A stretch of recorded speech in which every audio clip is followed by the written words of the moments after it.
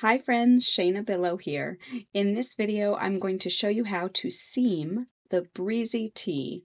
This one's a fun one to knit. It's just a rectangle with some lace patterning on it, and it wears so beautifully as a t-shirt in the summer over a tank top or a dress.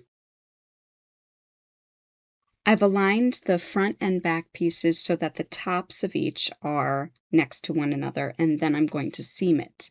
Before I seam, though, I am going to pick out a different yarn to seam with.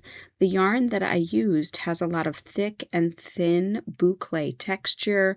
There's thin threads of rayon running throughout, so it's not ideal to seam with. Instead, I'm going to use this smooth machine washable fingering weight yarn. Right here, the color is pretty close. You're not going to see it inside of the seams. Before I start seaming with my yarn, I'm also going to measure across the top of my piece. I would like about 10 inches open in the center for my neck. So I'm going to find my center. Right now I have 22 inches across, so my center is 11 inches. From there, to get a 10-inch opening for my head to fit through, I'm going to measure 5 inches out and 5 inches out on this side. Between these two markers, I have about 10 inches open. I have my tapestry needle threaded with yarn, and I'm going to begin seaming rows to rows here. To begin, I'm just going to insert my needle into the edge under the very first row that I can see on each side. And it does not have to be perfect at the moment because I can use this tail after I'm done seaming and before I weave the tail in. I can use that to close up any strange gaps that appear. So what I'm doing here is I'm following along the line of fabric. I'm staying in the very first stitch, or I've got one stitch here to the edge and another stitch here to the other edge. I'm staying between those two as I pick up 2 rows at a time. So I dive into the fabric between stitches 1 and 2. So I have a single stitch selvage, and I'm picking up 2 rows. And I'm carrying along in that same line across as I seam. And I'm just going to continue seaming until I get to the marker. That's my stop sign. You can see as I dive in and scoop up the stitches, I'm leaving my yarn pretty loose. I do that so I can see where I'm going so that my pieces don't get too close together and then bunch up and become confusing looking. And then every couple inches or so, I'm going to pause and pull together.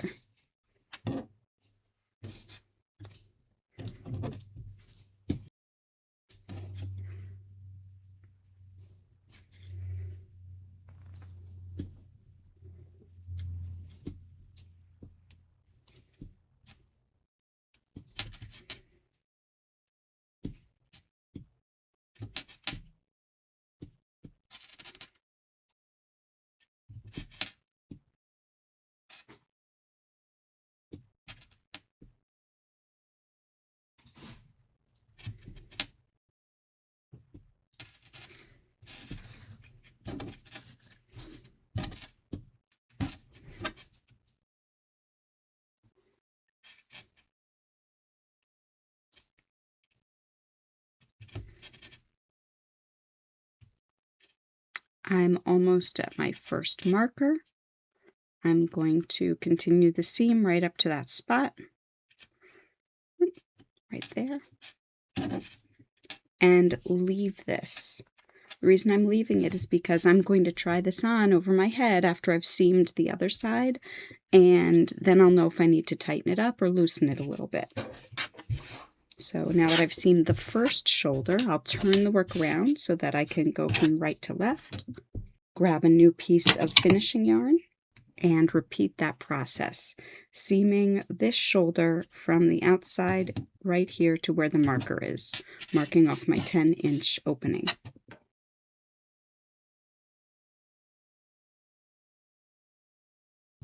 Let's try this on. Make sure I like the opening. the space for my head. Maybe it could come in a little bit. I might do another couple passes on each side just to have it be a little smaller here for my neckline. That's a personal preference thing. You can do whatever you want on this top. Now that the shoulders are seamed, I can move on to seaming the sides of the sweater. I'm going to turn the piece so I'm looking at the side here. And from the shoulder, I'm going to use one of these markers again. From the shoulder, I'm going to measure down my ideal armhole length. So that's specified on the pattern, or you may have one that you prefer. For me, I'm going to do a 7.5 inch armhole here. And just like the neckline, when I try it on, if I decide I'd like my armhole a little roomier or tighter, I can adjust the seaming accordingly. So that's my stop sign right there. The marker is my stop sign, and I'm going to turn the fabric so I'm looking at the right side of the front and back pieces. I'm going to take a long strand of yarn. This top actually has a split hem, so I'm not going to be seaming up the lace portion at the bottom. I'm going to start my seam right after the lace. There's also a little bit of a garter stitch ridge, so my seam is going to be done just beyond the garter ridge so that that shows up on the front of the fabric. So I've seamed that first stitch. I'm going to seam the second stitch on the other side. And here, again, I'm keeping that needle just on this side, on the seam side of the garter ridge, and I'm picking up one stitch on each side as I go. So a full stitch right here, and a full stitch here. And I'm going to continue that process until I get to the marker.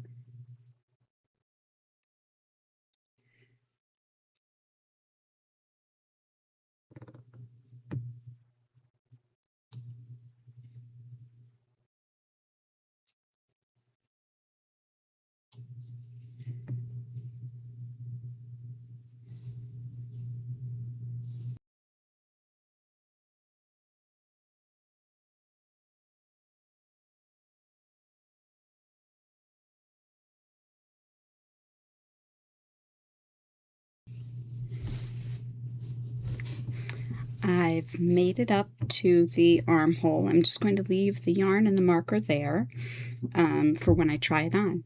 I'm now going to repeat that process on the other edge of the sweater. I'm going to measure down my 7.5 inches, or whatever your armhole length is.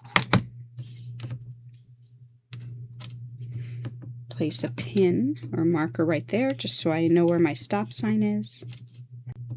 I've arranged the pieces so I've got the front and back next to one another, right sides facing. I'm going to begin again just above my lace patterning at the bottom, since this is a split hem top. And I'm going to begin seaming stitch to stitch on each side until I get to the marker.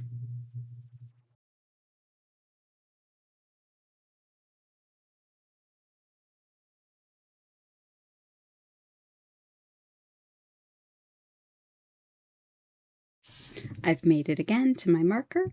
I'm also going to just give the seam a little tug open just to make sure it's not too constricted. Now let's see how it fits. Let's try it on.